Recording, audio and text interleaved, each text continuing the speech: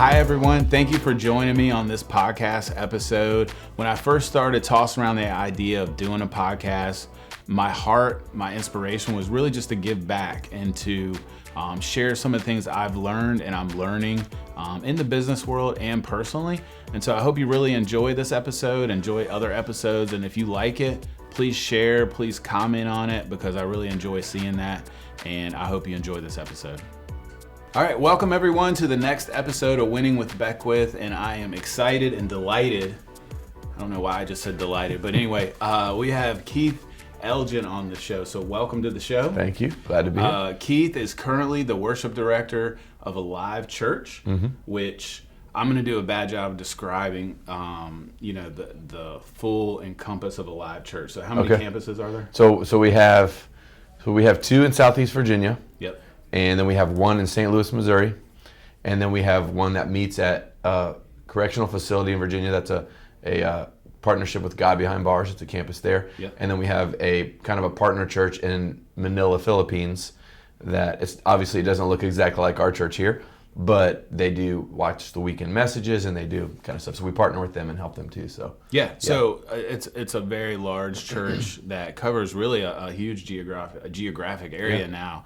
And so you're the worship director. So for people that may not be familiar with what a worship director does, what is your job real quick? So I actually have two roles now. This is more recent. So I'm the campus pastor of the downtown Suffolk campus. Yeah. So I oversee that campus just from like the big picture perspective and help with people. Really, I'm like a people person, you know.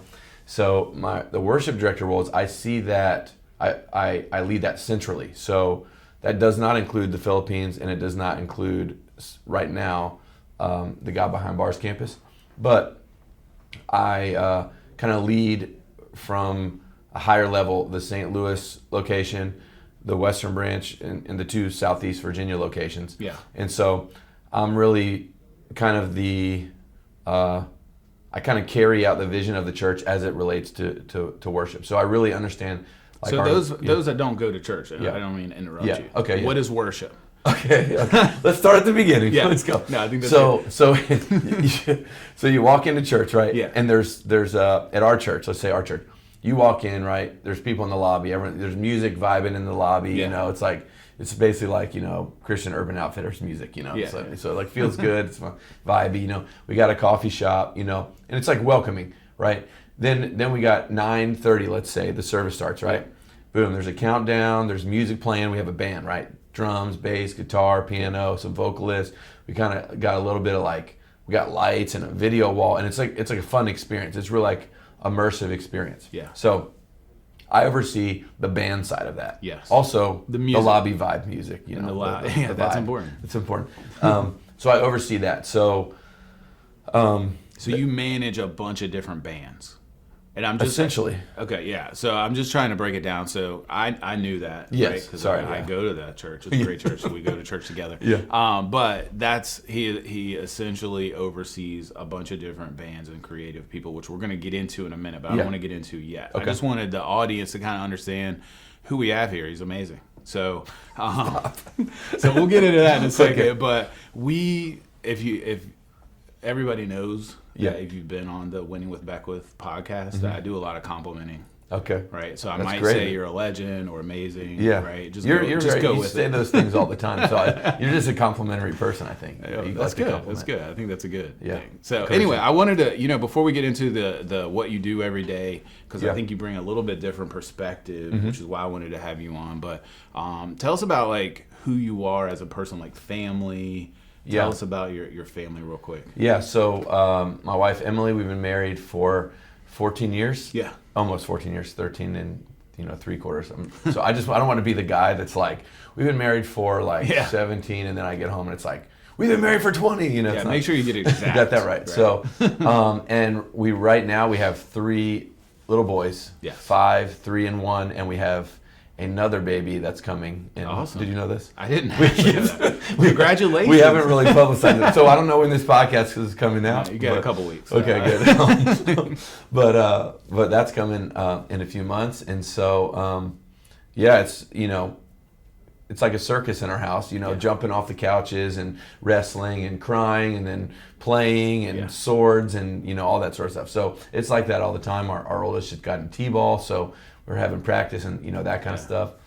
So that's fun.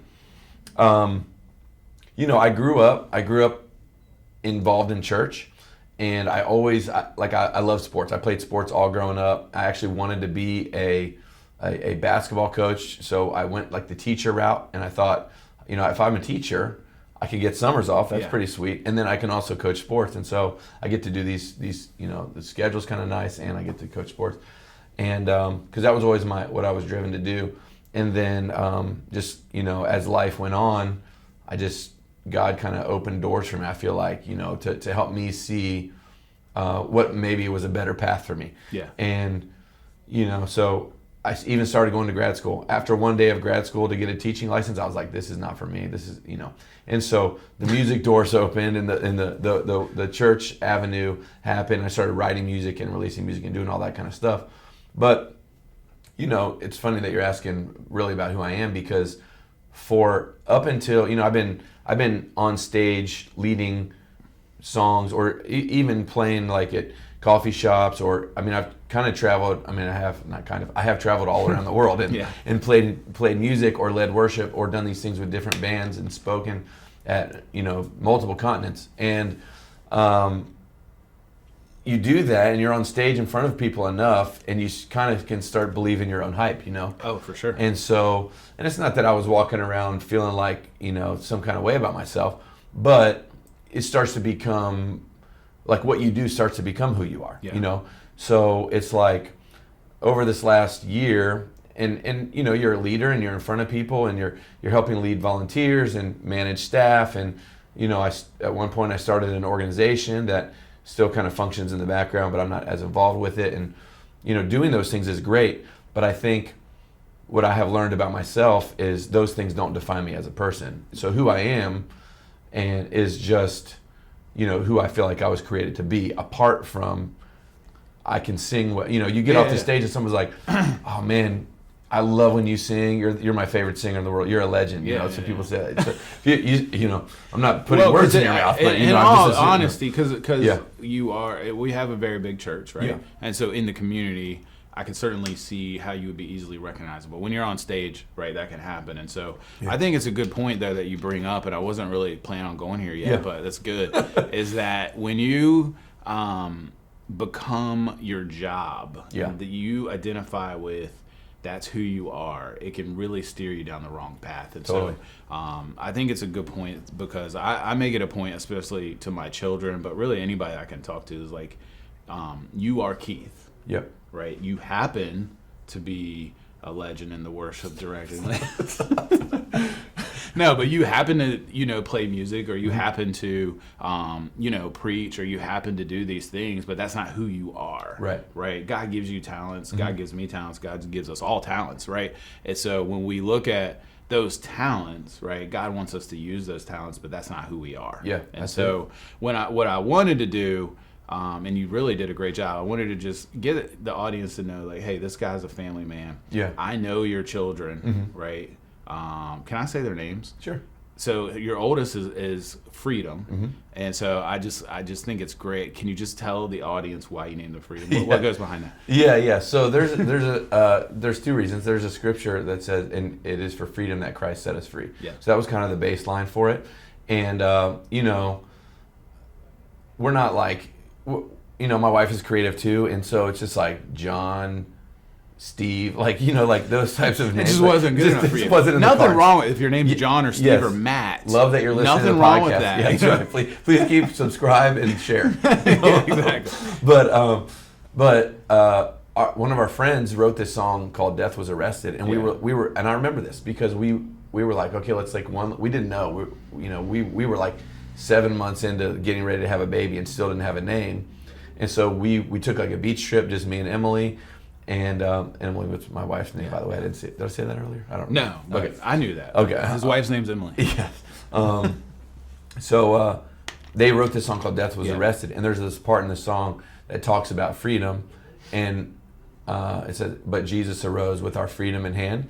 And I don't remember if she said it or I said it, and said, what if we name him Freedom? And we're like, that's it. I mean, it's like, right now I got goosebumps because I know in the moment you're like, that's it, That's great. Yeah. I love the name, and I just, as you were talking about your kids, it just came to mind. Yeah. So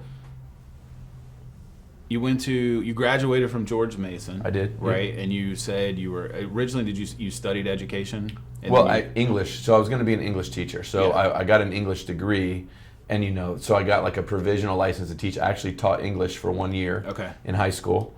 And then, like I said, then I went to get my master's and my license to teach, and I made it one day until I was like, this ain't it, Yeah.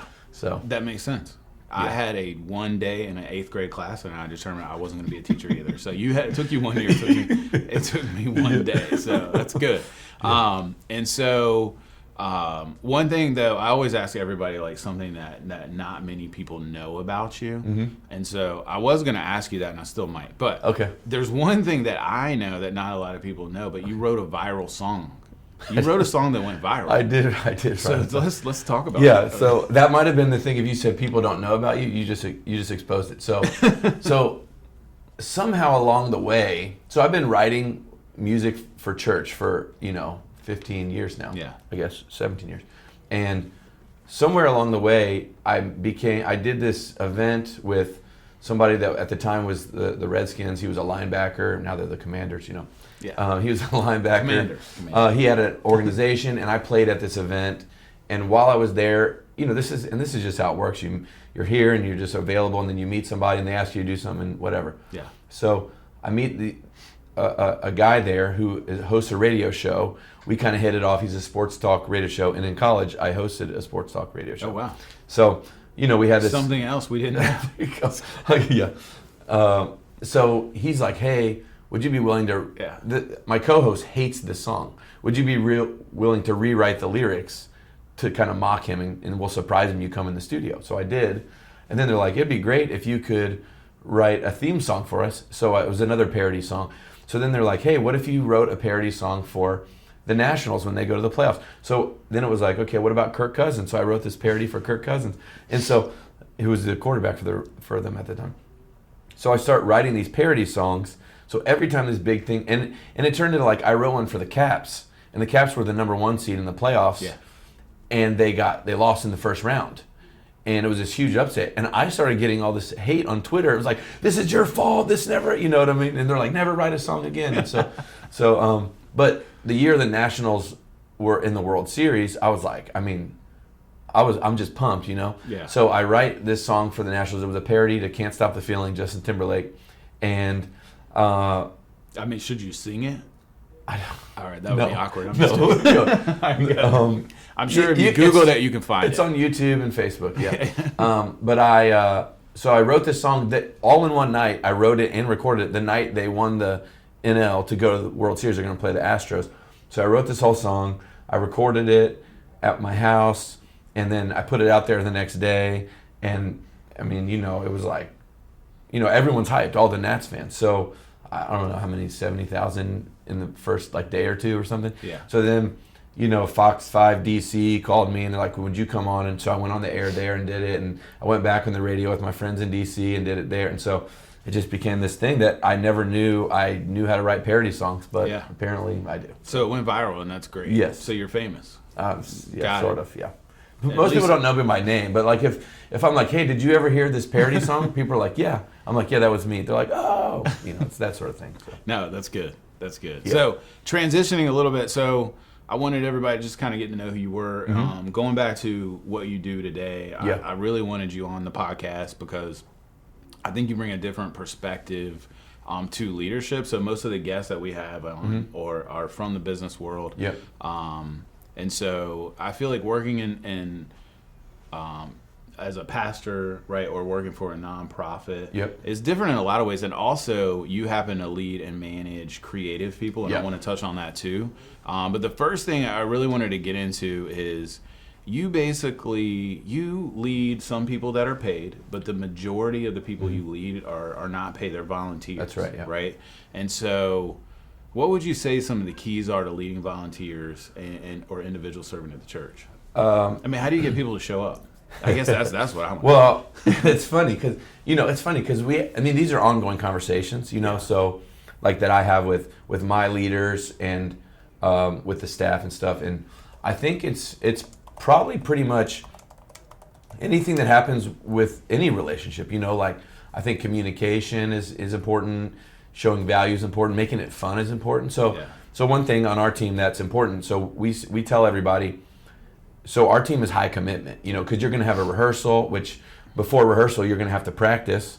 So you're going to have your own time where you're practicing, you're going to have your own time, then you're going to come together for rehearsal. Then maybe sometimes we have something on a Friday night or a Saturday. Yesterday we did some event at City Hall, and so there are things outside of just you show up on Sunday morning with your guitar, because it takes work. And so we let everybody know from the beginning, this is what you can expect. So we tell everybody, we're going to lay out these expectations. This is what it means to be a part of the team. Pause. Yeah.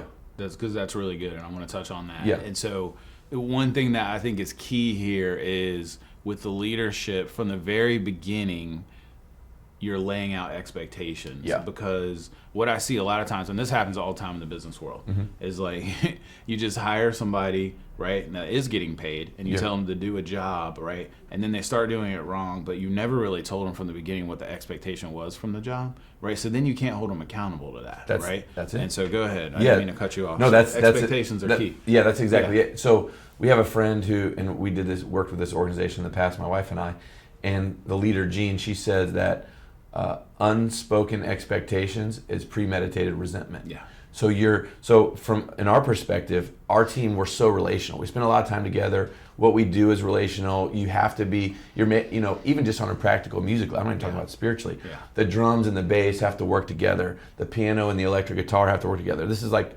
little minute details of music that makes it actually feel and sound good and be engaging. But those relationships are so key. And if you don't have clear expectations, then, if I don't communicate, hey, I expect you to be here at 7:15. This is the time, this is our call time, be here at 7:15, come prepared. And I don't tell you that, and then the first week you show up at 8 o'clock and you haven't listened to the songs yet. Yeah. I can't be like, hold you accountable to that, And then when I try, you're going to be frustrated with me. Now our relationship, there's a gap in our relationship. Yeah. So and of course we don't think of everything. We miss it sometimes, and I learned this the hard way because I give that example because I was leading, it was at a church that I helped start, this was about 10 years ago. And the time I told everybody to be there was 7:15, and everybody was getting there at 7:15, and I wasn't always ready. So 7:30, 7:45, we would get started, right? Yeah. And so then I'm ready one week at 7:15, and I'm like, what the heck? I told everybody to be here at 7:15. Nobody's here. What's the problem? And I'm like, guys, I really need you here at 7:15. Yeah. And one of my good friends told me, we have been, and you were never ready. So that's why we started coming later, because we never started on time. And I'm like, that's a tough leadership lesson. I'm going to pause you again because I think that's another great point that, I've made the mistake and you just said you've made that mistake. But really when you're bringing your team together, and this applies to sports too, because I see this in coaching and stuff too, is if you're not ready at the time you tell them to be there, right, then they will naturally show up late. It's because we're wasting their time. Right? And so as a leader, we need to make sure that when we're having meetings or we're bringing people together that we're not wasting their time. Make it impactful. Take that time that you have together and make sure it's intentional and impactful. That's it. Yeah. And that goes back, I said communication and showing value. That's a way to show value. You know, like I always am like, I want to be the first one there. Yeah. And when this, when you have little kids, it's a struggle, So I'm like, babe, we are no longer the people who are late. We are the people who are early, because I want to be there. So if we're like, rehearsal is at 7 o'clock, okay, I'm going to be there 6:45 at the latest. That's my goal, because I don't want to be the leader that is doing that, and so that shows value to people's time. I think showing value just by letting people know, this back to the volunteers, you're asking about, just letting them know you appreciate them. Yeah. So showing them value by just recognizing, hey, I know that it's a Wednesday night and we've been here for 3 hours, and I know that you missed your kid's bedtime and you didn't get to hang out with your wife or your husband, and I know that you probably got to wake up for work at 5 o'clock and it's 11. So, if it's just like take, volunteers aren't gonna. it's not going to last very long. No, I totally agree with you. And one thing that I love about our church, and I think this is a key, and we're talking about church, and so there's more of a volunteer. So if you lead a volunteer organization, I think one thing that you can take away from this is serving and showing up to church as a volunteer at our church is built into the culture.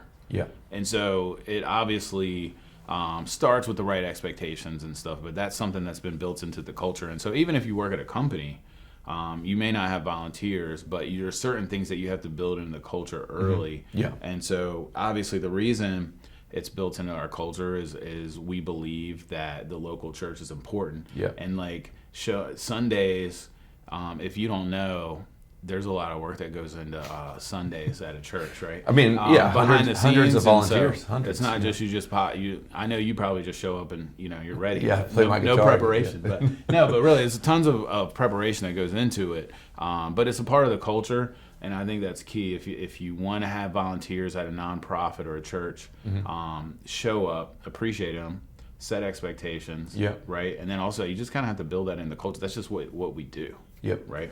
Yeah, for sure. I think, and Pastor Michael always says this. He always says that culture, basically we have to do culture intentionally because culture can drift, And so, I've been seeing this lately just with, having multiple campuses and this is my navigation right now. I'm trying to navigate because I'm at a different level of leadership than I was 6 months ago, a year ago. I'm constantly trying to grow. And, I look back to where I was 10 years ago and I'm definitely better than I was, but I'm like, now to go where we need to go next, I can't do the things I did to get where I am. I got to do what's going to take us to get to the next place as the leader. That's right. Right. And so setting that culture is important, Yeah. So the last thing I said was fun. I think that helps showing value. I think if you're getting a group of volunteers together and you're like, hey everybody, okay, it's time to do this. Let's get to work. Okay, see you guys later. Come back tomorrow. Whatever. It's like, have some food, make some jokes, like. If everybody's there ready to start, like just, have a fun. And I can't do something that's not fun. If it's not fun, I don't want to do it, So who doesn't like fun, you know what I mean? So we could go down a whole road there. So how do you measure success though when you're managing volunteers or overseeing it? Maybe not directly managing them, but how do you measure success? How do you know if what you're doing is working?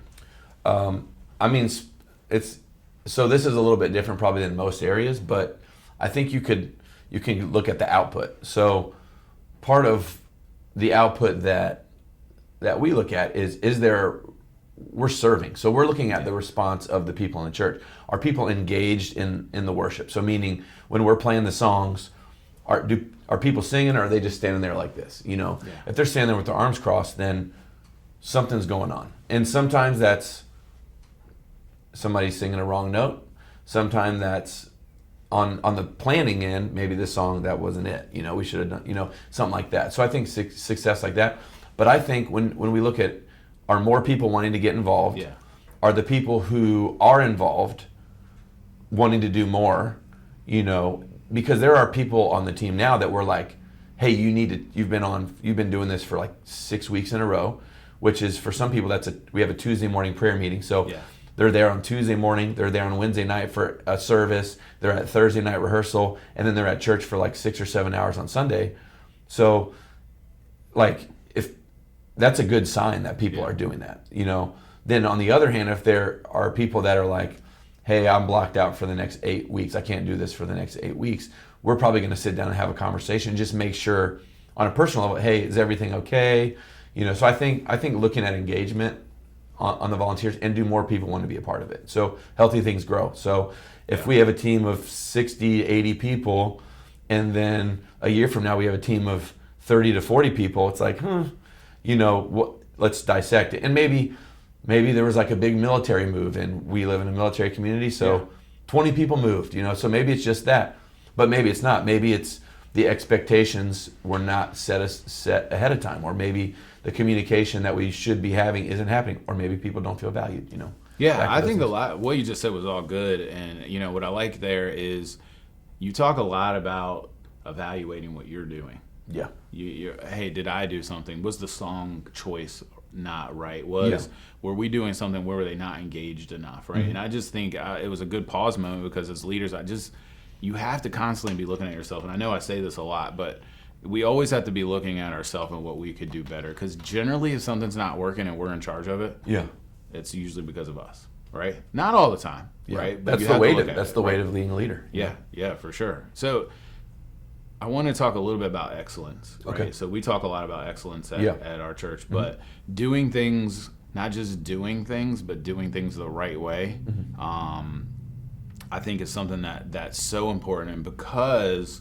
we're talking about volunteers, how do you push that excellence while balancing that need to serve? And you've kind of touched on it a little bit, but well, in the church world, I mean, we're serving God. So if we feel like, let's just go back to the beginning. We feel like God gives us life. Yeah. And he gives us purpose. And so we're going to give him back like second best. That doesn't make sense. So that's like at the foundation of it. Like we're going to do, like God deserves our best. We're going to do our best, And so back to the expectation thing, from the beginning, if we say, come on time and come prepared, the excellence actually happens in the little things. So if you just come to church on Sunday and you're like, man, that music sounds good. These musicians are so great. It's like, but it didn't just happen, coming on time, learning the songs, us letting the team know ahead of time, like this is the song we're doing. So even now, like Rachel, who's a staff person, if we're going to do a new song a month from now, we're not going to send it to the team on the day of rehearsal and say, hey, here's a new song. She's sending it out now a month in advance to say, hey, this song is coming next month. Yeah. So be prepared, start to get this song in your kind of in your bones. So so by the time we do it, it's it's second nature. And then we have a team of people who are good at what they do. And so we have a process to join the team. So we're not just... So I can't just show up and be like, hey, I play guitar. Do you play guitar? No. Then no, you can't. Sorry. If I did, I can't just show up one day? Correct. Yeah. People think that. They're like, this is church. I should be able to do what I want to do. And we're like, but it's not about you. This is it's not even about me. Yeah. Because part of what I've learned as a leader is when what we're doing, this probably applies to here, like you're not leading your area here with what you think is best. You're doing what's best for OVM, Right. And so I'm setting aside my preferences as a leader to determine what do I think is best, what does this church need, obviously with the direction of my leaders, and then, trying to filter that down and explaining the why to people so they don't just feel like we're telling them what to do. But we have this process where from the beginning, we're going to help develop you. It's not like you either come in as a pro or you're out. So, it's not American Idol. So we tell people this. They're like, what does it look like to audition for the team? And we're like, well, you're not going to sit in front of a panel and sing and then we're like, you're going to Hollywood. It's not that. Yeah. Instead, we're like, this is more like an assessment. You have a desire to do this. Some people, you're like, hey, this is just never going to work, But most people were like, okay, if you have some inclination and desire to do this, we want to help bring you along and get you to where we can continue to do this together and help people get to the level of excellence in their individual area to help them develop. And that's what's going to help the team develop. And it goes back to expectations, right? Here's the process to be on our team. Mm-hmm. And here's the process to work at our company. Here's what you have to do to get there. But that doesn't mean it stops with where you are. Yes. So in your world, maybe the person shows up and they're a good singer, right? Maybe they're not to the level you would want them to be yet, but you're going to work with them, right? Or they're also amazing, but we're still developing them as we go. And I think that's a good parallel to the business world, is because we always have to be growing no matter what we do, whether it's playing drums or playing guitar. That's right. Yeah. Right. There's still time for you. That's true. I might have your daughter teach you. She can teach you. She is.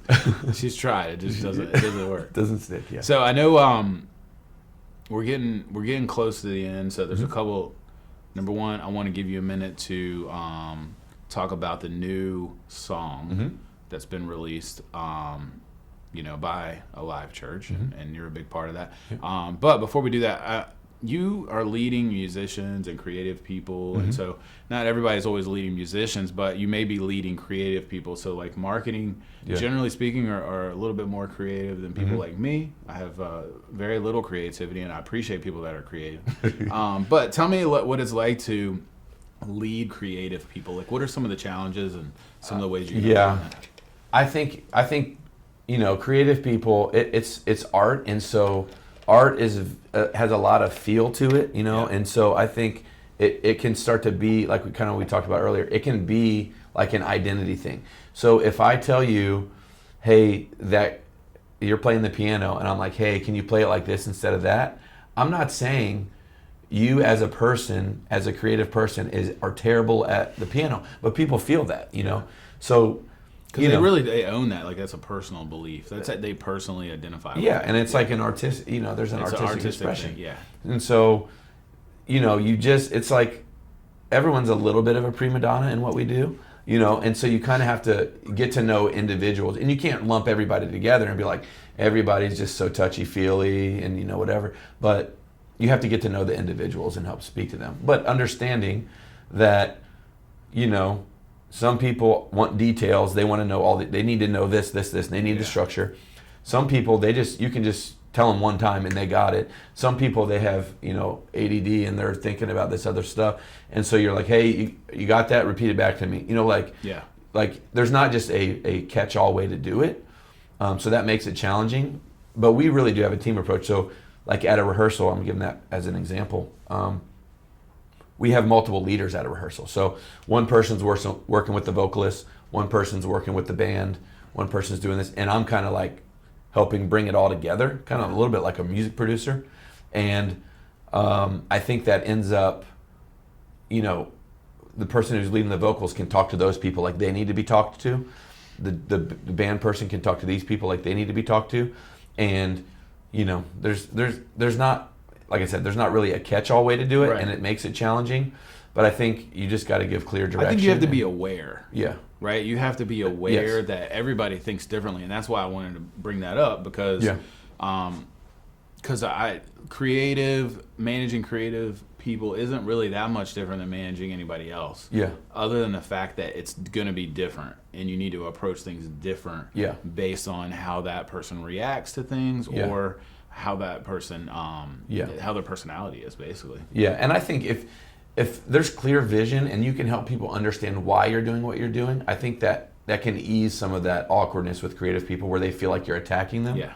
We feel like, I would say we because I am one. We feel like you're attacking us. I'm not trying to project on people. Yeah.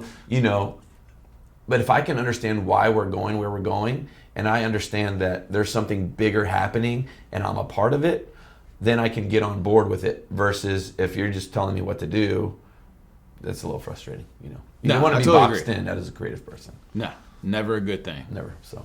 All right, so tell us about the song. What's it called? Fully Alive. Fully so Alive. The vision statement of our church is to help as many people as possible live fully alive. And so we released this song called Fully Alive very recently and wrote it a couple years ago. Actually, the week that like kind of the world shut down for COVID, the song was getting recorded. And so that went on pause.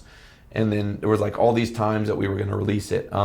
Really, a guy that we both know told me this story about how he was going through this time, really tough time in life. He lost people close to him, and he gets in his car and he's like listening to this worship music and he feels like at peace. Then he gets out of his car and he's like, feels like the weight of all these things happening. Yeah. Then he gets back in his car and he's like, okay, I'm at peace again. And then it just kept happening, And so when we got in the room to like work on this song, we had the title because Pastor Michael's like, we need a song called Fully Alive. And I'm like, great.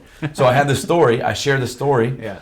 And, that's where the line in the song is like, fully alive, now I'm breathing. Because it was like this weight was lifted. And that's really, it just kind of went from there about what does it mean to live fully alive, that your circumstances are always going to change. When you look at your life through the lens of your circumstances, it might seem dire. But in our case, we look at our circumstances through God's lenses. So there's a line in there that says, through heaven's eyes, we're seeing.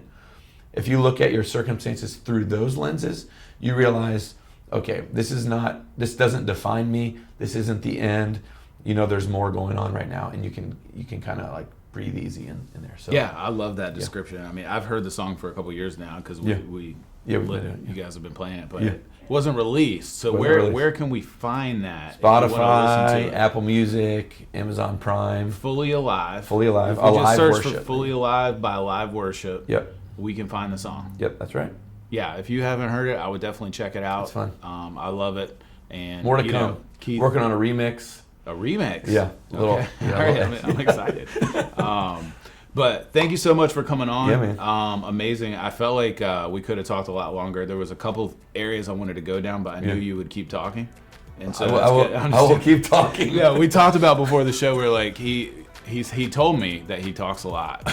And I can keep going. You didn't talk. You did great. I appreciate having you on. So thank you for joining this episode. Again, if you like it, please comment, give us feedback, share it with all your friends, anybody that you think would like it. Thanks.